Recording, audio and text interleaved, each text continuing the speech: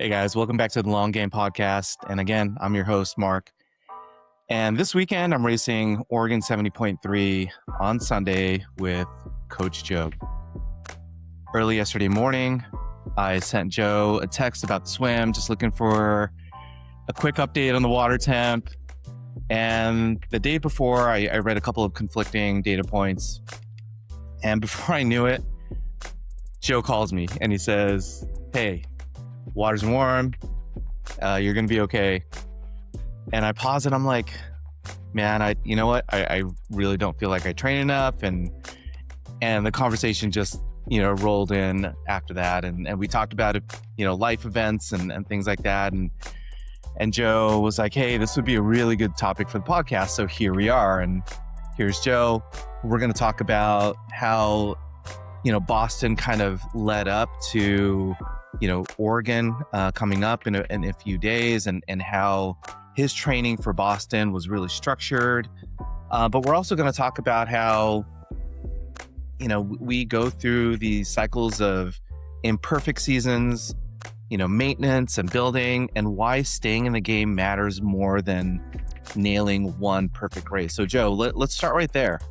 How did Boston set up the rest of your year leading into Oregon and races later on this year? Yeah, so I'm excited about Oregon. Oregon 70.3 is great race. So I called you with excitement about it. But ideally, it would have set it up as a big A race. But for me, it's more what I call like a B race, is a secondary race, and I'm okay with that.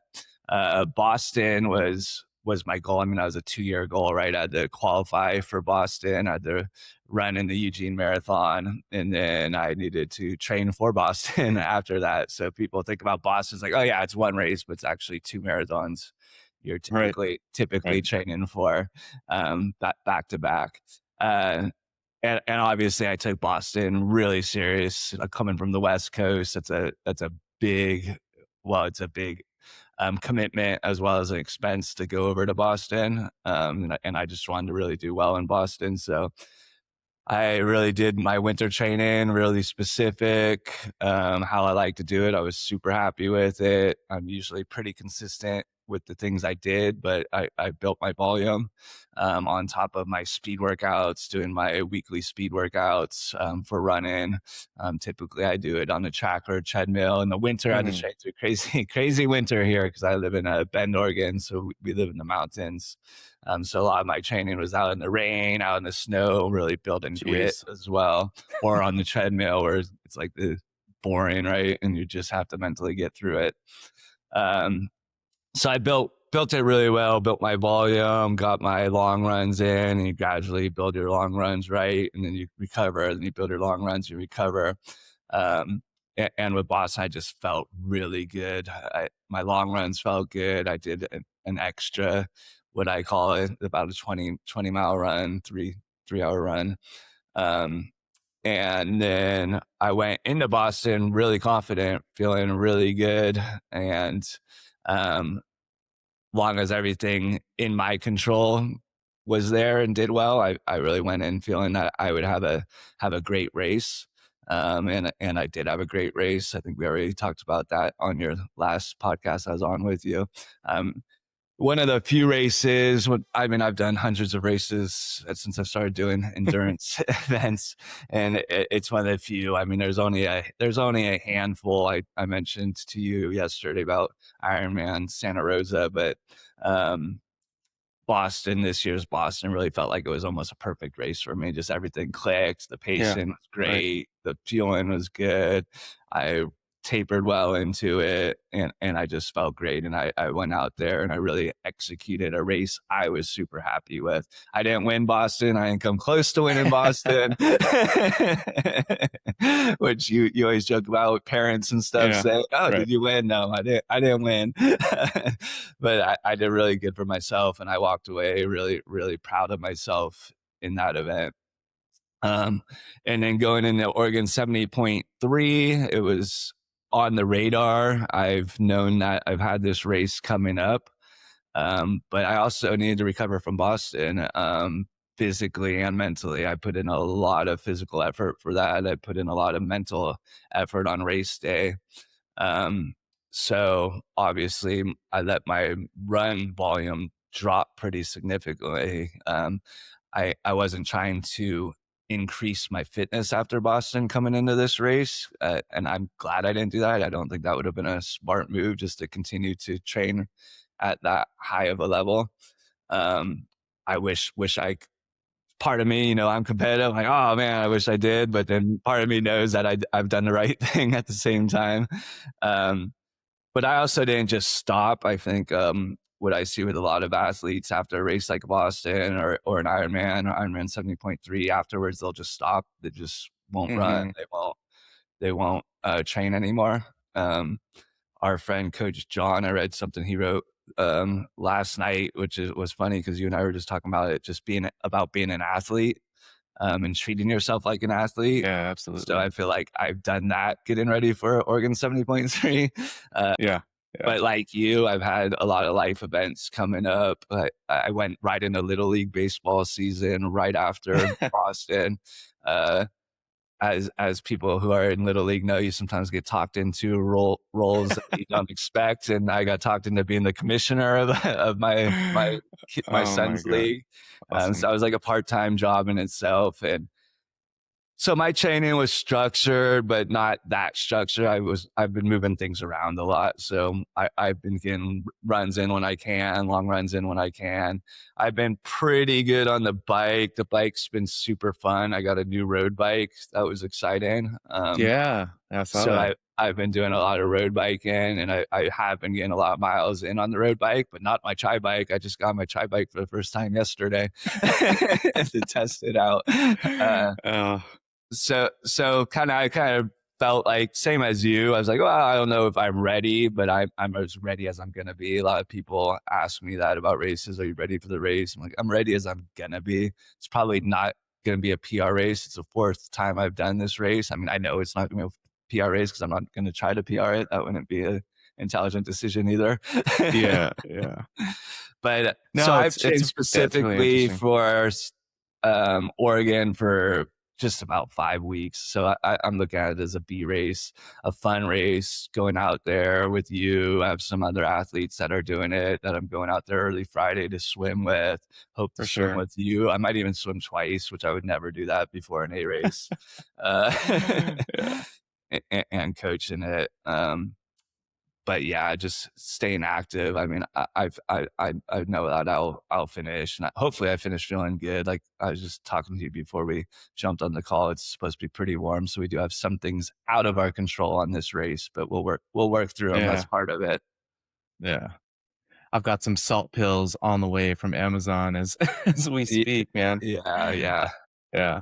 I've been up in Well, my sodium quite a bit. yeah, for sure. I'm a coffee drinker. I'm drinking coffee right now. Yeah, But me I've too. I've been a little bit more conscious about, the sodium. My wife Kim noticed that we were out of liquid IV, which is what I'm taking in, and it really does help. I did Washington 70.3 last year, and it was supposed to be really warm during that race too. And then overnight, the weather just shifted. It was cloudy in the morning. It actually drizzled a little bit, and then warm in the afternoon. So luckily I was already filled up with electrolytes from that week, and I was ready to take on the heat if it did come. So this time around, like I'm ready for it, but I, my Noah asked me the other day, would you rather race in extreme cold or extreme heat? I told him neither, right? Like it just sucks to race in either Either one, yeah.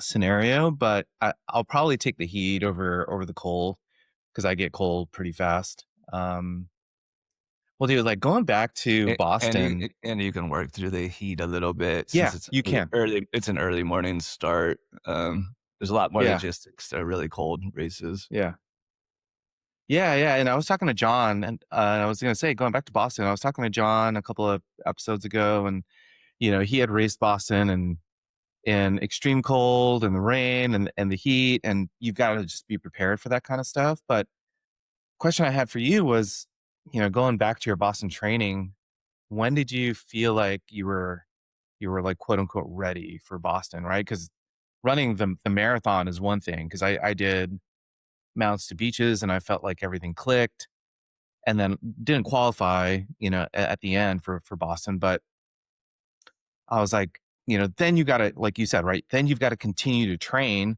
for the race that you're really training for, which is Boston. Did you feel like at the end of the Eugene marathon that you were ready for it, or was it after the Eugene marathon that you felt ready for Boston?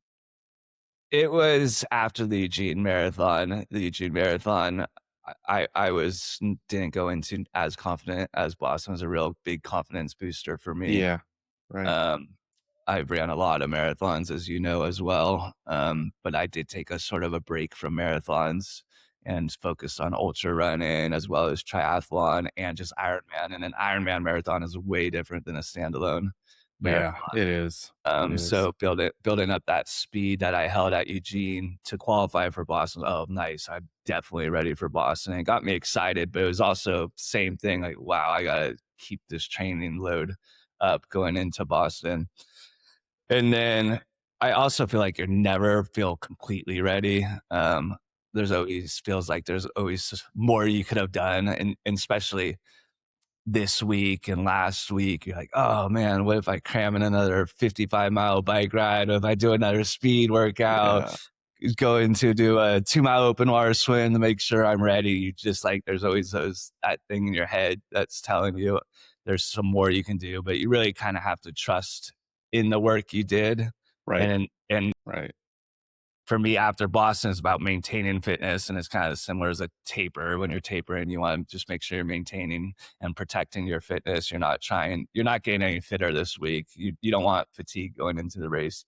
So when I went into Boston, had a good taper, as I mentioned, and I I have an 800 track workout that I like. It's kind of like the Yasso 800s, but slightly altered Right. a little bit. Right. Um, where when you can hit those paces, you're like, oh wow, I really feel the transformation from my training. And that's one of the great parts of Yeah. training is that process, right? And going, wow, I've really transformed. I'm at my peak fitness right now.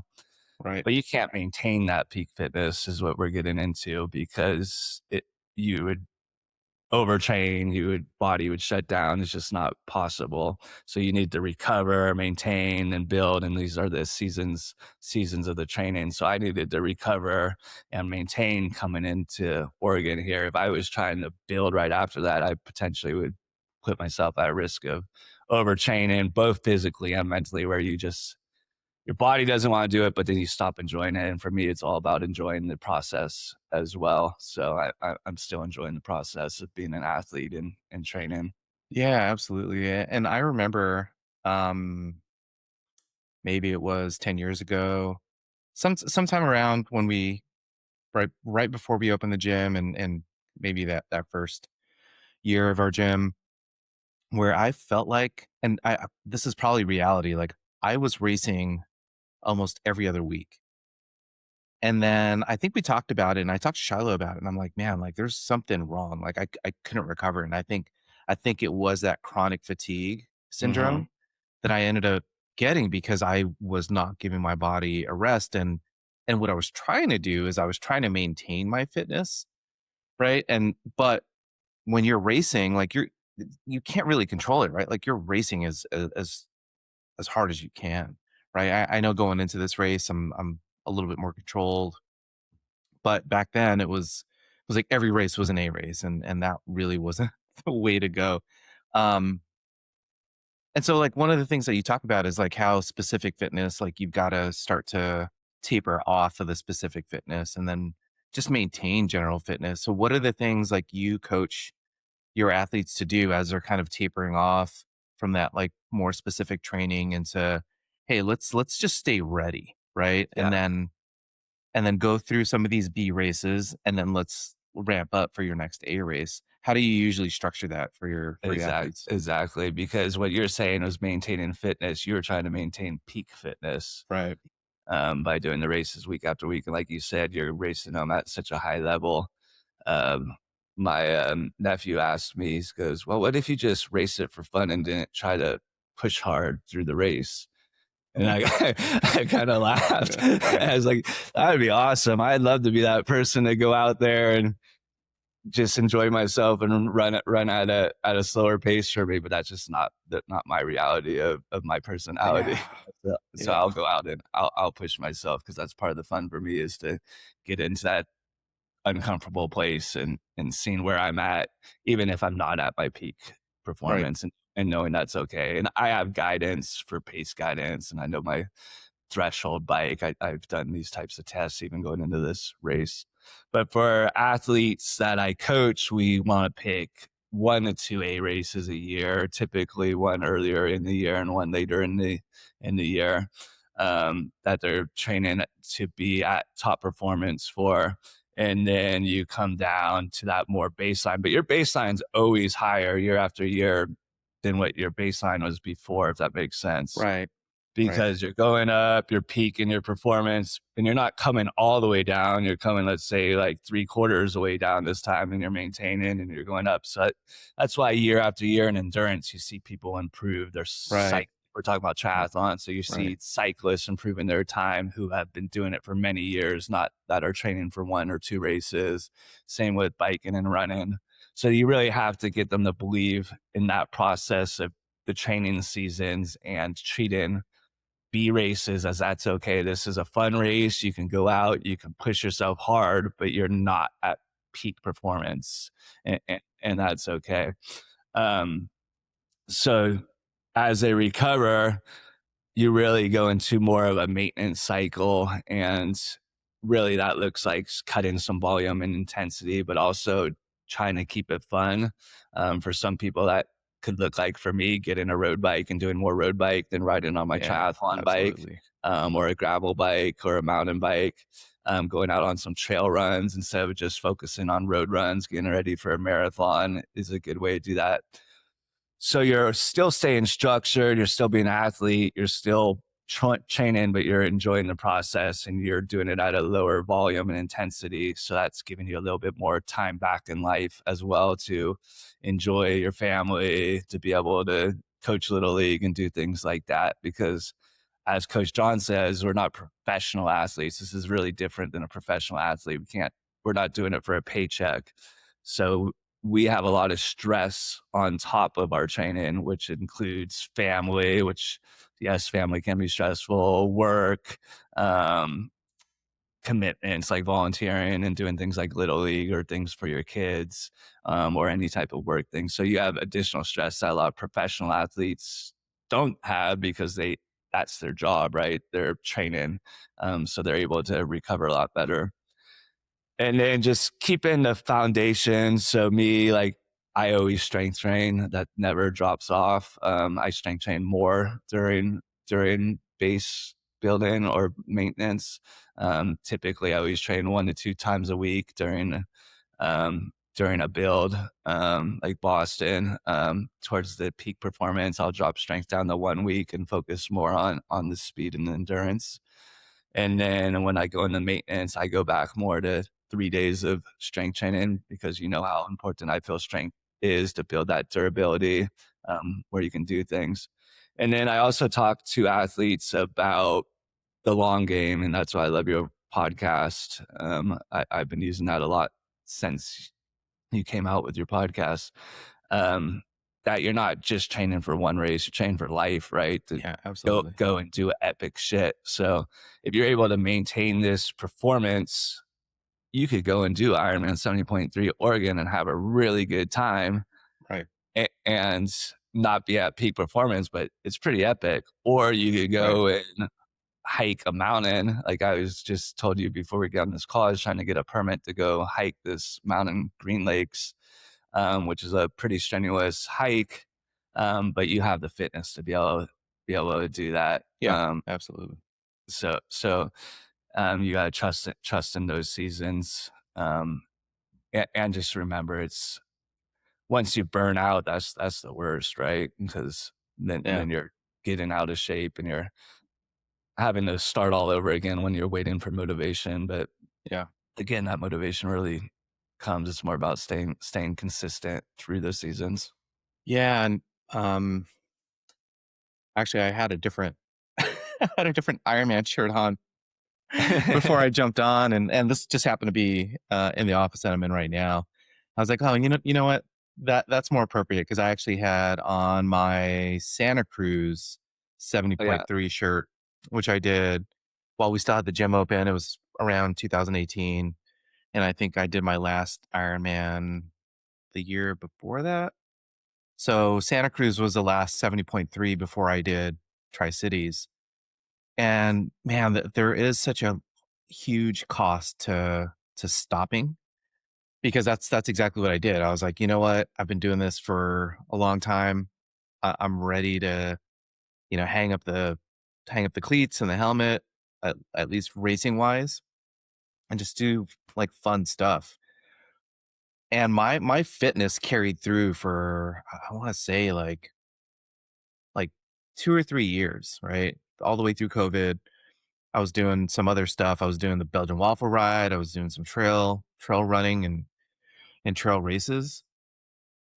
But as soon as I started to kind of get the itch to do another triathlon, like I just didn't have the fitness for it. And I think the biggest part was the swim. Like I completely stopped swimming. I was in the water as obviously as regularly as we are when we're training for a triathlon. And so it made me nervous to get back in the water, right? It felt like I was having to start over again.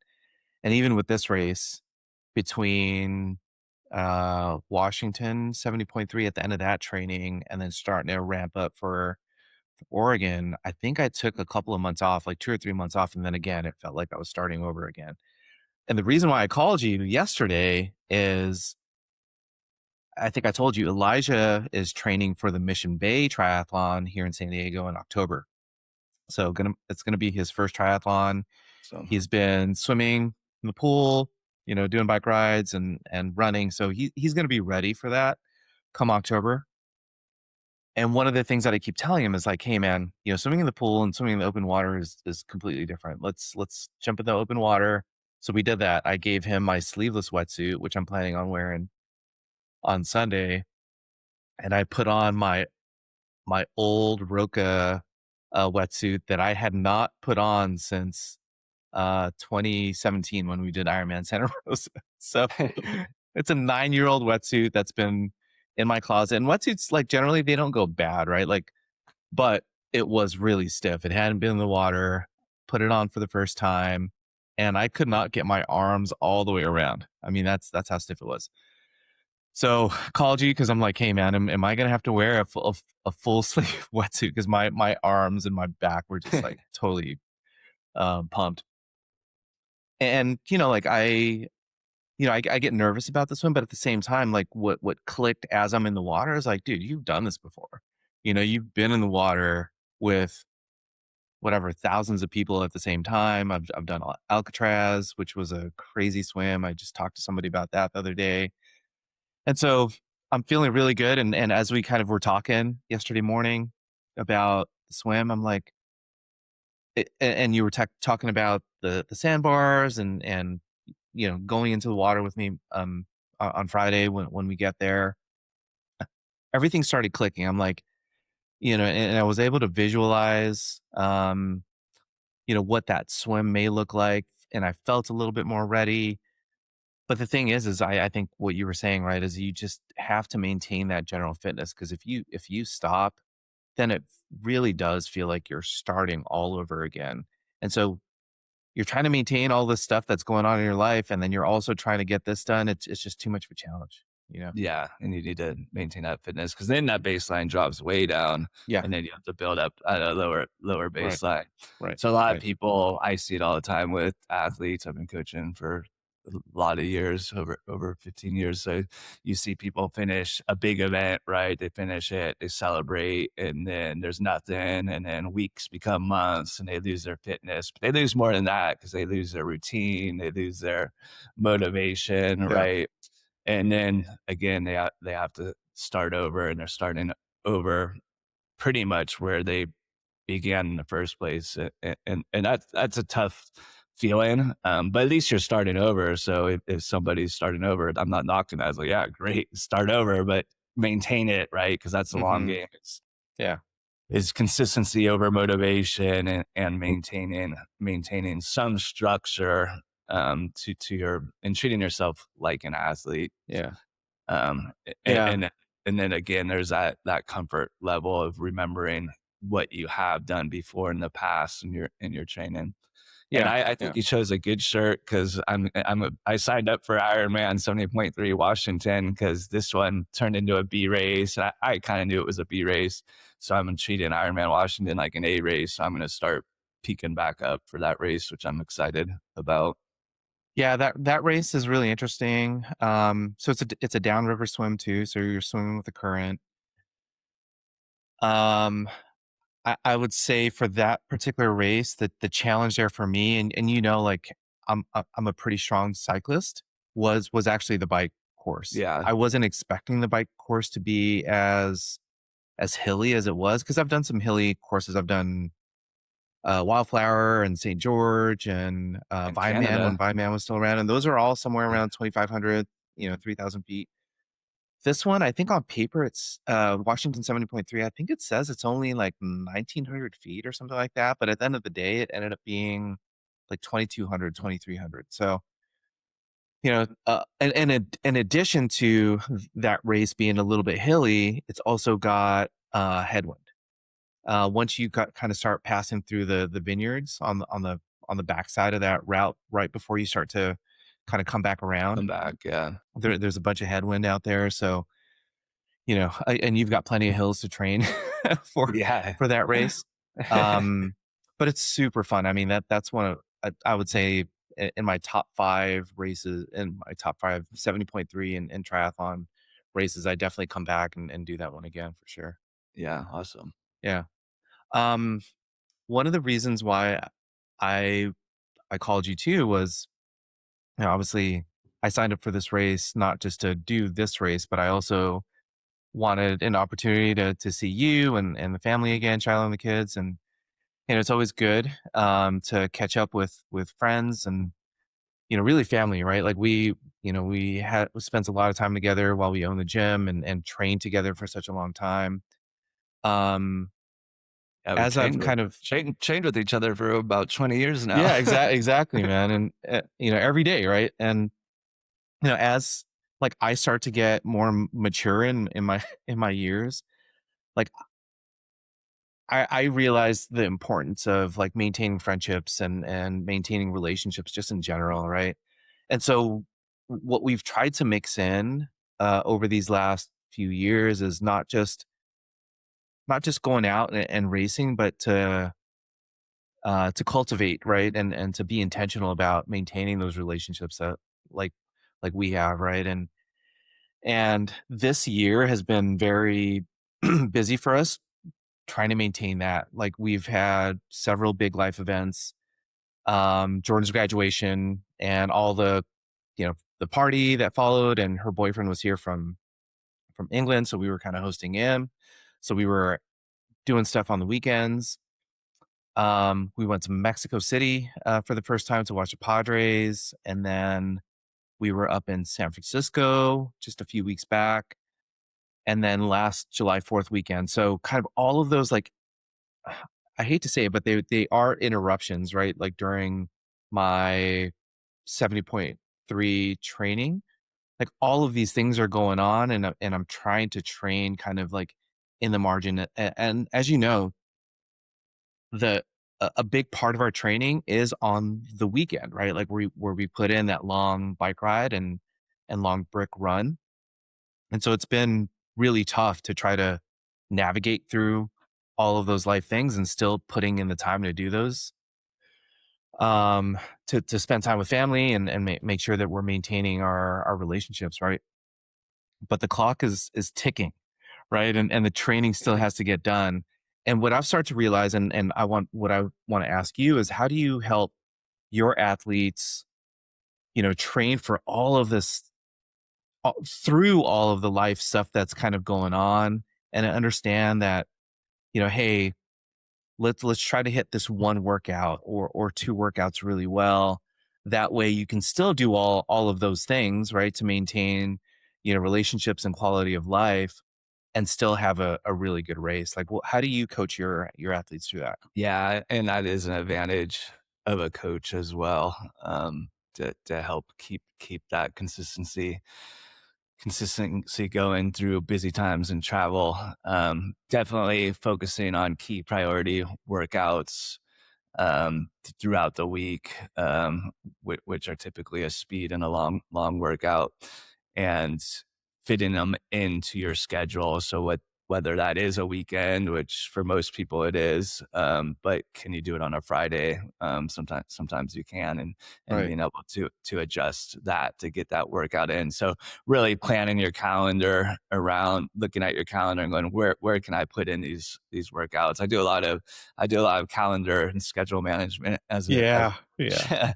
um, and I talk to them about really kind of the different burning of different flames. Like you have your family flame, you have your health, which is what training and fitness is, right? You have your work is another flame, and you can't burn all these flames at full blast. They kind of have to come up and down, just like in a kitchen, right? Um, so for an example of going on a trip for a weekend, we go, okay, well, if this was a cookie cutter plan that you're following online, this is a peak training. I'm supposed to ride 3 hours, but can we make this one maybe a recovery week where you're using this as recovery? And then next week we ramp up and get those Mm-hmm. priority Mm-hmm. workouts in. So we're staying on track and making sure we still have time to recover and taper you for the event. And then there's always doing what you can do. It's not a lot of people think it's kind of selfish if you go and work out when you're on a family trip or something like that, but it's not really. It's your um, taking care of your own health, your own mental and physical health, and you show up better. I think all of us who train know we show up better after we get our workouts in. So, can you go to the hotel gym and get a workout? And I know my wife and I really prioritize that. Whereas like we're those people that are in a hotel gym for an hour, but it's only an hour of our Right. whole vacation, right? Right. For me, going out and getting a 45-minute to an hour run in a new city is like the most incredible, refreshing thing because I see parts of that city I don't get to see with my family because Yeah. I'm running Yeah. through streets you Exactly. don't normally you're taking an Uber through, Right. and you're just taking time to see it. And I just have an athlete who's in Europe right now. He's trying to qualify for Boston, and he messaged me, he goes, well, how should I pace? He's doing a 13-mile run. How should I pace this for the best progress towards Boston? And he went through some pacing ideas, and I told him, I don't even want you to pace. I don't even want you to think about Yeah. pacing. I want you Yeah. to go out. I want you to run 13 miles, stop and take a selfie Yeah. at something that looks cool that you wouldn't have seen before, Right. and enjoy being out there Yeah. because that's Absolutely. part of it. And if you're running 13 miles, you are making progress towards your goal. Yeah. And then I told Absolutely. him, so next weekend when you get back, when we do the long run, then we'll focus on pacing and Right. making sure that you're hitting those pace targets. So it's really about balance, making adjustments and looking at it with a clear lens. I think data has helped and hurt the triathlon and run community with that because so many people are so focused on the data, where it's good sometimes is to take a watch off or not pay attention and go on a enjoyable 13-mile run, Yeah. uh, Definitely. and then go show up for your family on that vacation, or his is a work trip for him. Um, and if you can't fit in that 13, like you said, you just do what you can do, right? You go Yeah. out for me, it's typically a 45 to 60-minute run if I'm on a family trip because I do want to make sure I have time for my family. Um, but yeah, it's really just adjusting the build and the recovery. It's a really it's complex when you think about it short-sighted, but it's pretty simple when you look at the big picture. Like, okay, well, I need a recovery week, so let's do a recovery week here, and then we'll build. And for your example, if I have two in a row, they're like, okay, well, then we work around that Right. and Right. adjust. Right. but you want to make sure you're hitting those volumes and those targets. And again, I think looking at like Instagram and Facebook does it can like oh, these people Oh it's man. 20 hour training weeks. Right. Like, well, Right. most age group Right. athletes aren't hitting that high of volume. That they're getting more of a reasonable volume that they can balance with life. Yeah. No, I like exactly what you said. Um, I mentioned that we were up in the Bay Area a couple weeks back visiting Kim's brother, sister-in-law, and baby Milo. And I was the week before I was at work talking to a coworker, and I was like, "Yeah, I was thinking about renting a bike while I'm out there." He was like, "Dude, if you're up there, let's go for a ride." And I ended up just bringing my road bike with me. Cost me whatever, like $50. To bring my road bike. I already have like the case for it and everything, so I brought my road bike with me. And that week was kind of a normal week. So it wasn't a recovery week. It was a normal week. So I'm like, all right, how do I adapt and adjust to this like scenario circumstance, right? So I rode my typical Thursday ride, but I think I ended up doing like 2 hours on the bike instead of an hour and a half. So I did 2 hours on the bike on Thursday, and then come Saturday when we were in the Bay Area, I did exactly what you told your athlete that's in Europe, right? I'm like, hey, let's just go have fun. So we ended up riding from San Rafael into Point Reyes, which I had never done before. I didn't even know where Point Reyes was. But as you were kind of describing, like running through a city that you've never been in before, it's the same with like riding your bike. Yeah, it's There's just the so exact many same. things that you don't see when you're out on the road. Because that same road, I believe, will take you up to Napa and like Windsor, right? And I'm pretty sure I've like driven through that area before and not even noticed that was even there. So it was really cool to ride through the redwoods and and see all the sights that we saw. Um, and still be able to maintain the fitness that I needed to maintain, but not be, so hyper focused on trying to hit like all the metrics that we need to hit. And I Yeah, 100% agree, man. I like your think functional threshold, you weren't paying attention to your nah, power. You're just out riding, yeah, and you exactly. probably put in some solid efforts because it's. I mean, I know that ride. It's a rolling It's ride, super hilly, yeah, super yeah, enjoyable. So you yeah, made great yeah, progress exactly. towards 70.3 Oregon. It's Yeah, actually pretty similar, probably more hilly than Oregon, but yeah, it's got a it lot of those is. rollers. Like It Oregon, is. Oregon they call it flat, but it's actually a little bit more rolling It than. is. It is. Yeah. I actually did the Ruby ride the weekend before, and talking about not trying to do another hero workout before the race. I'm like, all right, let me see what this looks like, right? And I was only going to do the first like 30 miles, and I end up doing the whole thing. So I did 56 miles of the course, and the whole thing is like beautiful. And I'm like, oh man, I'm so looking forward to this. Anyways, um, I did feel like that weekend that we were up in the Bay, that number one, we accomplished what we were there to do, which is spend time with Matt and Maggie and Milo, but also was able to get my training in. And Kim is so like in tune with what I need to get done, especially when I'm training for a race. And she's been through this, along with me for 20 years. Um, I woke up on Saturday last week. Yeah, Saturday, just this past weekend. And she knows like I'm getting ready to train. She was like, "What's going on today?" And I was like, "Oh, I'm just getting ready for my bike ride." She was like, "Aren't you supposed to rest?" And I'm like, "Yeah." Like she knows, right? Like she knows the Yeah, cadence and she knows you're tapering. Yeah, what's going down. And I'm like, yeah, yeah, I'm just gonna do a short bike ride in the garage. And of course, I don't do a short bike ride in the garage. I end up doing the whole Oregon the 70.3 hero workout. 56-mile bike ride. Um, but anyways, it was it was really good to be able to experience that and then remember like, hey, like all of this matters, right? The training matters, the spending time with family matters.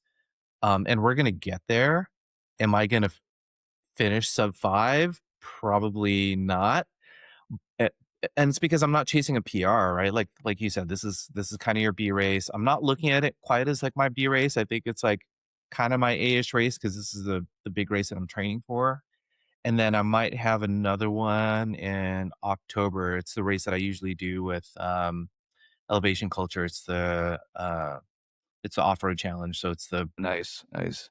yeah, it's a You trail. you brought up a good point I wanna hit quick because I do talk about this with athletes who sign up for Ironman 70.3 marathon or Ironman, is to communicate with their partner, Yeah, and absolutely. tell them tell them what they're doing, uh, get their support. It's really Right. important to have their support, and like you, I have a very supportive wife, but she knows that I don't show up if I like, I'm a much better person if I go out and do a bike ride like you did and then Yeah, spend the rest of the day with my family, like with a big smile on my face, high in right, energy right. versus being stressed out about things. Picking But weeds in the front yard, yeah, that does yeah, not make me happy, man. yeah. So you need to have a supportive partner Yeah, and you gotta say, hey, this is what I'm trying to do. Get I'm trying to finish this big event I signed up for, 70.3 Ironman. It's going to take training. I might have to go on runs when we're on vacation. I might have to do some training when it's not always convenient. And I hope we can work through that. And then obviously, I think you work with a lot of couples with your church, but just communicating in yeah, general is a big yeah. plus. And, like, some the episode that I recorded before this one with, Maribel and Andrew, if you guys haven't listened to that one, please go back and listen to that episode because, yes, we do talk about their cycling hobby, and in their case, they ride a tandem bike together, but a lot of what we talked about is communication. And the communication piece is so important So when you talk important. about relationships, and especially for those of us that are involved in endurance sports. If you don't have good communication with your partner, even if they don't participate in the same hobbies that you do, like my wife is like she's done half marathons and all that stuff, but she doesn't do them now. But we still like communicate about like what thing I'm gonna do that weekend or what my workout is gonna look like on Thursday, because she knows, just like Shiloh knows, with Joe, when I come back, I come back a much better person, right? I feel whole and I feel complete, and I've got the energy that I need to be able to do all the other things that I need to do. Otherwise, I I'm just not a nice person, right? Like in general, if I don't get my workout in, because I've got all this like pent up energy, and someday I'm gonna go back and talk to Laura, Kim's cousin, and talk about that, like why. And I know that there's a scientific reason for why we feel so much better, right, when we're outside and we're doing things, and why like these endurance sports help to cultivate the people that we are, and why they make us whole, right? Yeah, that's a really lifestyle really important. Yeah, And then giving your partner the opportunity to have that same benefit. yeah, Like my wife's out working out right now while my kids are upstairs. So yeah. I mean, it's definitely it was life changing for me for sure. I mean, I've always been active, but when I started to get focused on endurance sports, it was, mountain biking, and then going into running, and then more cycling, and then finally triathlon. It really brought all those things together. And as I stepped back into triathlon, I remembered why triathlon was such a good part of my life, right? And so coming into, this coming race into Oregon 70.3, that's the kind of energy like I'm bringing back, into this week is, you know, why is triathlon? Why is it exciting for me, right? Like it definitely gets me to, to these different places that I've never been to. Like I've never been to Salem. Kim was like, "Oh, I can go on a witch tour." I'm like, "No, that's a that's different different Salem. Salem.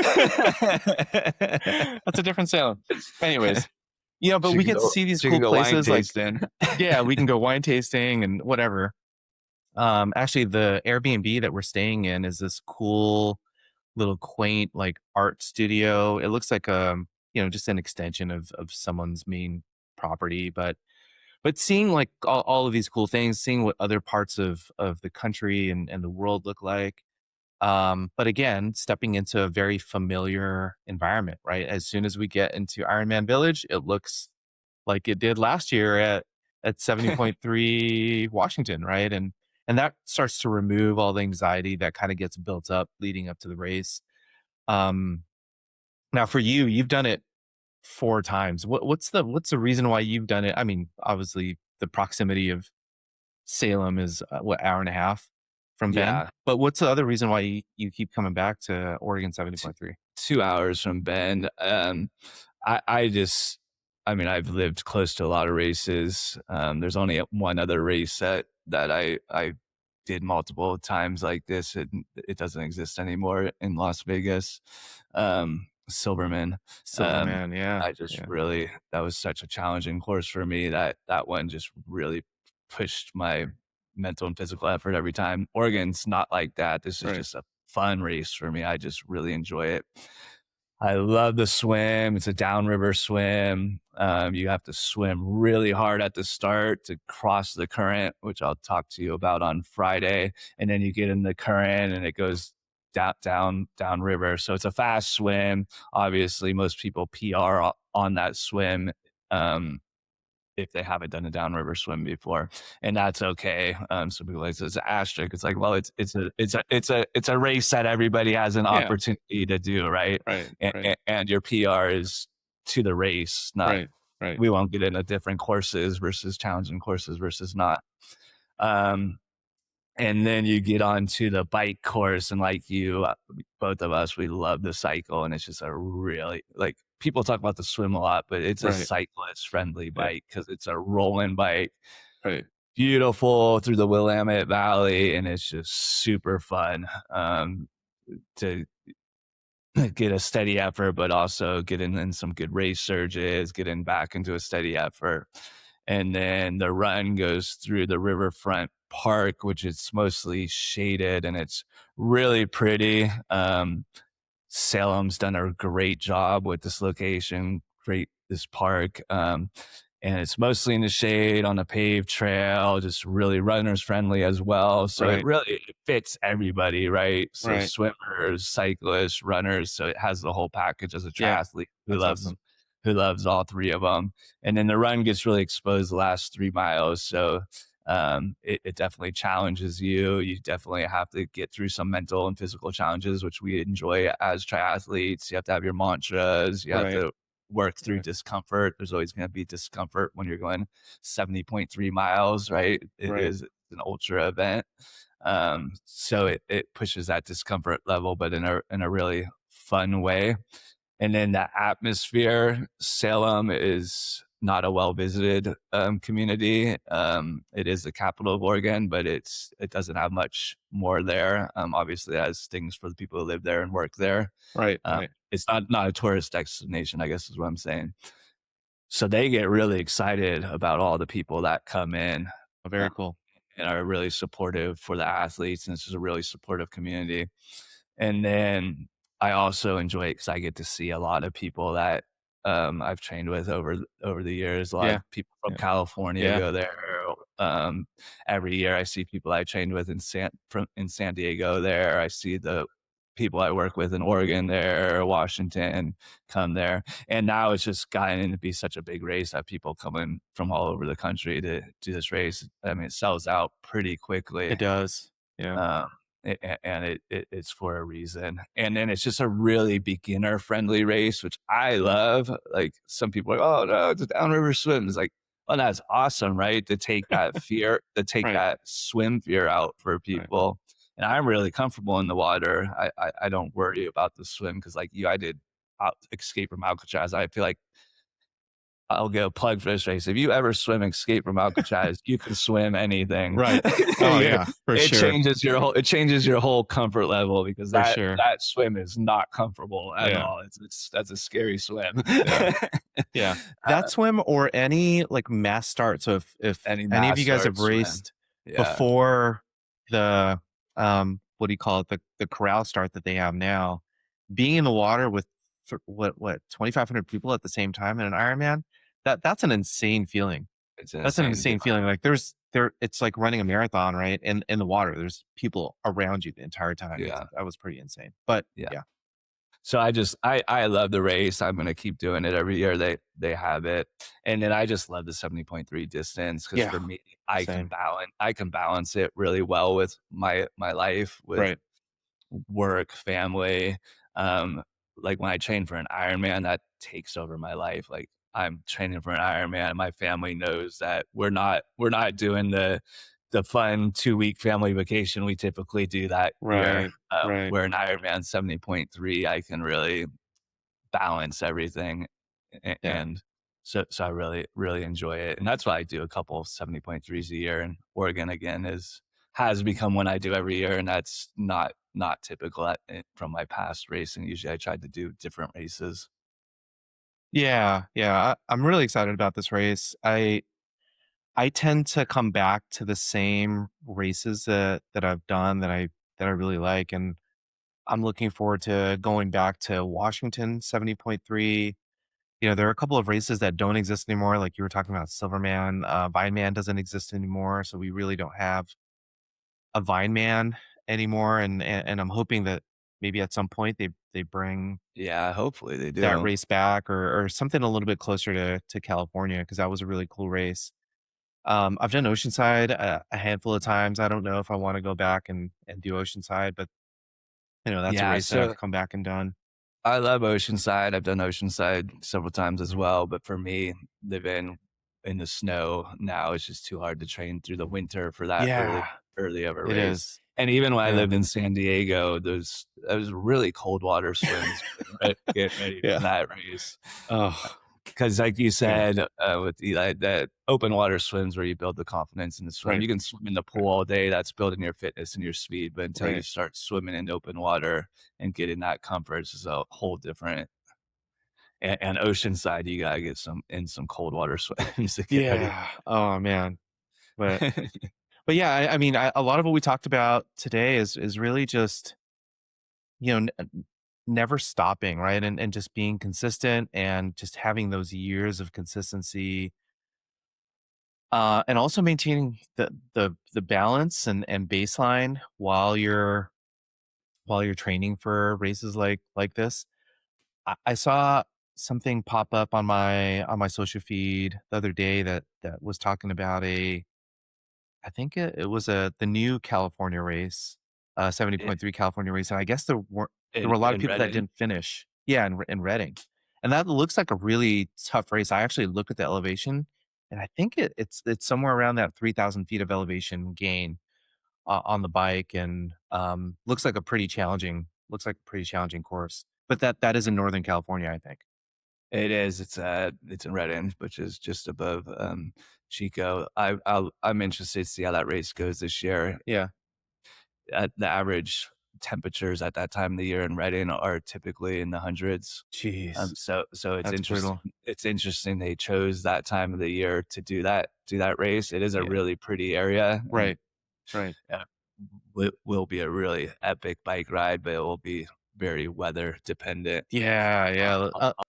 on that one. I can't remember what month that's in, but I think it is during the summer, so It's we'll in see. August. Oh, geez. Yeah. Yeah. Yeah, because I went to Chico State, so I lived Yeah. in Chico, which is right next to Reading, and it gets Okay. pretty hot in August. But getting back to what you said, just really the athletes that improve for 10 years, they aren't the ones that train the hardest. They're not training their hardest for 10 years, right? Right.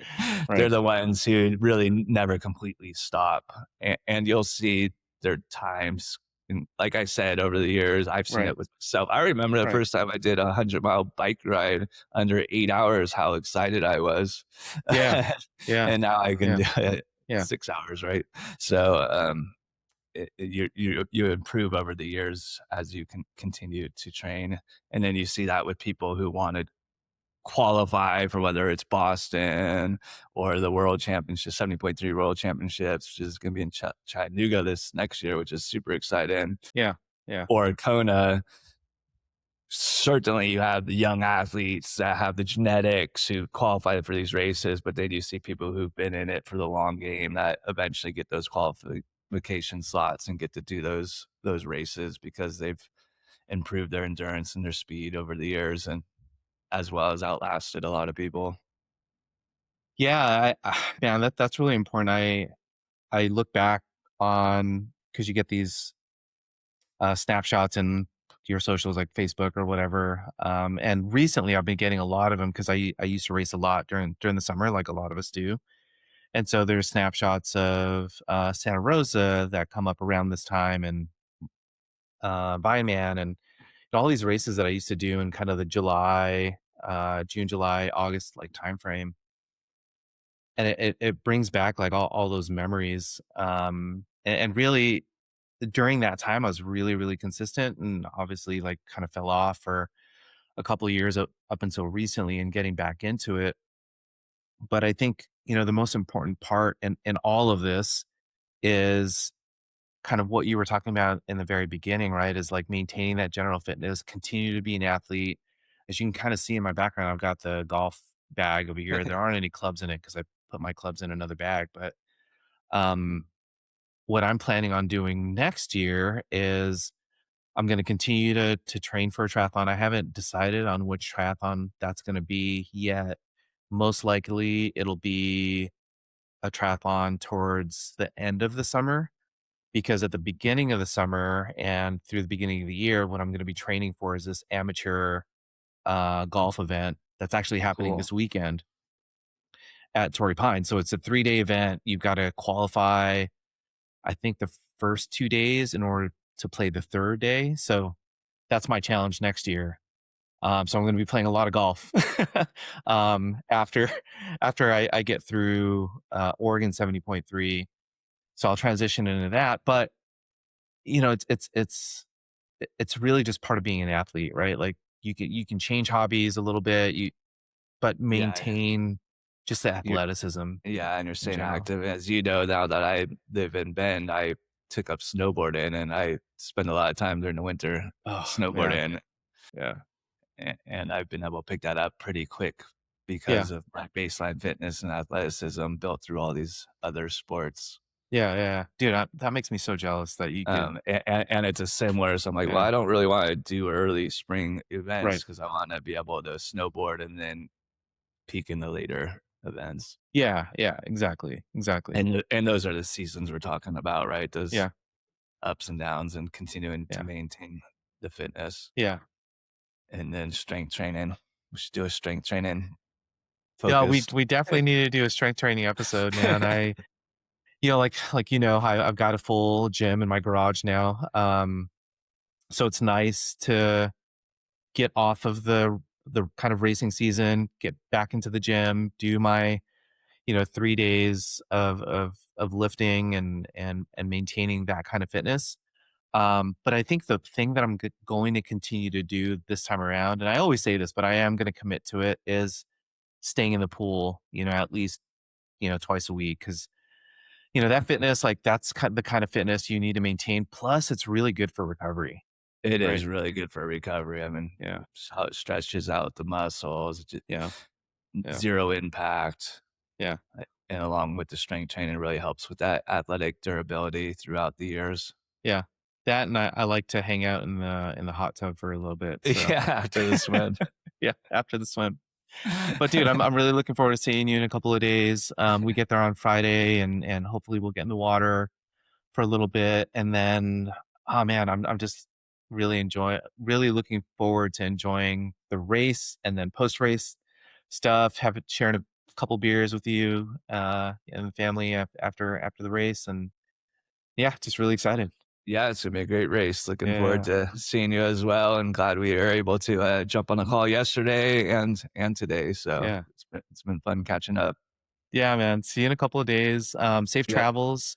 And yeah, we'll see everyone soon. I'll see you at the water. Yeah.